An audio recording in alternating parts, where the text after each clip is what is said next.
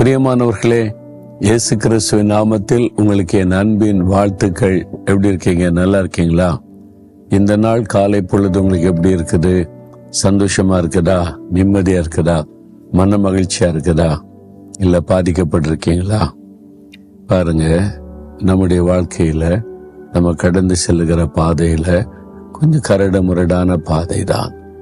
ஆனா ஆண்டவர் கூட இருக்கிறதுனால, அவரோடு கூட நடக்கிறதுனால அது சுலபமாய் கடந்து நம்ம முன்னேறி போக முடியும். இன்றைக்கு உங்களுக்கு இருக்கிற பிரச்சனை போராட்டத்தை கூட இன்னைக்கு சுலபமா தாண்டி போவீங்க. பயப்படாதுங்க.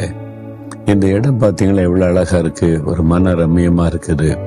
நான் சொன்னல, மஸ்கட்ல, ஓமான் தேசத்துல மஸ்கட் பட்டணத்துல கடற்கரை பகுதி பாருங்க, சுத்திலும் மலைப்பகுதி, மத்தியில தண்ணீர், அதுக்கு நடுவில் இருப்பதே ஒரு பெரிய சந்தோஷம்தான். இந்த ஒமான் தேசமே ஒரு ஆச்சரியமான ஒரு சிருஷ்டிப்பு தான். பொதுவான வளைகுடா நாடுகள்ல, பெரும்பாலான நாடுகளை மலைப்பகுதியை பார்க்க முடியாது. ஆனா இந்த ஒமான் தேசத்துல நிறைய மலைப்பகுதிகள், கடலை ஒட்டி, கடலுக்குள்ள. அதான் இந்த இடம் பாருங்க, சுத்தில இந்த மலை, மத்தியில இந்த கடல் தண்ணீர். அதுல இருந்து இருக்கும்போதே, அதை பார்க்கும் போதே ஒரு பெரிய ஆச்சரியமா இருக்கு, சந்தோஷமாவும் இருக்கிறாரு. சரி, இந்த நாள் ஆண்டவர் எனக்கு என்ன வார்த்தை சொல்றாருன்னு பாக்குறீங்களா? உங்களோடு தான் பேசுகிறார்.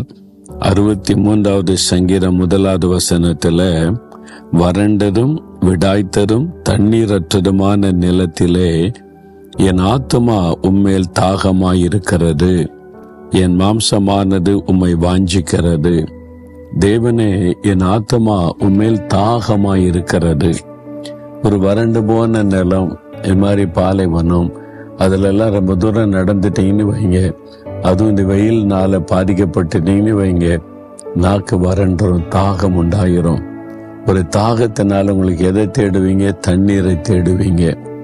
இந்த தாகத்தோடு இருக்கும்போது சூடா பிரியாணி கொடுத்தா கூட சாப்பிட தோணாது, இனிமையான பொருட்களை கொடுத்தாலும் சாப்பிட தோணாது.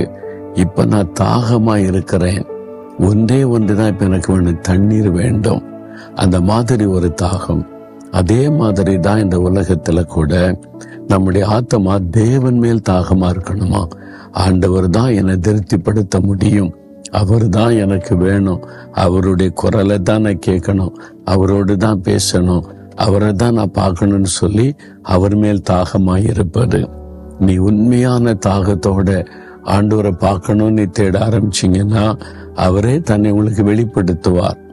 ஏற்கனவே நம்ம அறிந்ததுதான், சுந்தர் என்கிற வாலிபன் பஞ்சாப்ல இளம் வாலிபனாய் இருக்கும் போதே தாகத்தோட தெய்வத்தை தேடினான்.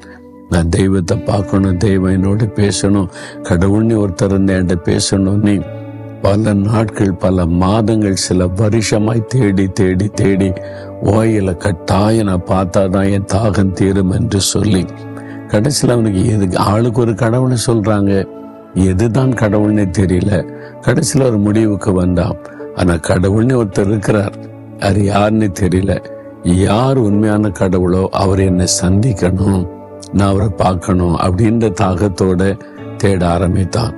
இயேசு கிறிஸ்து அவனுக்கு தரிசனமாகி தான் ஜீவனுள்ள தெய்வன் என்பதை வெளிப்படுத்தினார். சீக்கிய மதத்தை சார்ந்த இந்த சுந்தர் இயேசுவை ஏற்றுக்கொண்டு சாது சுந்தர் சிங்காக மாறி நிறைய மக்களுக்கு இந்த இயேசுவை அறிவித்தார். பாருங்க, தாகத்தோடு தேடினதுனால கண்டடைய முடிந்தது. அப்ப நீங்களும் ஆண்டவரை தாகத்தோட தேடணும், சும்மா பேருக்கு தேடுவதல்ல. ஒரு தாகம், தண்ணீர் தாகத்துல தண்ணீரை தேடணும்ல, அதே மாதிரி ஆண்டவரை குறித்த ஒரு தாகம் நம்முடைய உள்ளத்துல யோசித்து பாருங்க. அதனால் ஆண்டவரே, நான் உண்மை குறித்த தாகம் உள்ளவனா இருக்கணும் அப்படின்னு சொல்லி கேளுங்க. கர்த்தரே அந்த கிருபை உங்களுக்கு தருவார். தேவனே, என்னுடைய ஆத்மா உண்மையிலே தாகமாய் இருக்கிறது, உம்மை பார்க்கணும், உம்முடைய குரலை கேட்கணும், உண்மை எங்களுக்கு வெளிப்படுத்தணும். யார் யார் அப்படி ஜெபிக்கிறாங்களோ அவங்களுக்கு எல்லாம் உங்களை வெளிப்படுத்தி, உங்களை காண்பித்து, ஆறுதல் படுத்தி தாங்கி நடத்துங்க. இயேசுவின் நாமத்தில் ஜெபிக்கிறோம். ஆமேன், ஆமேன்.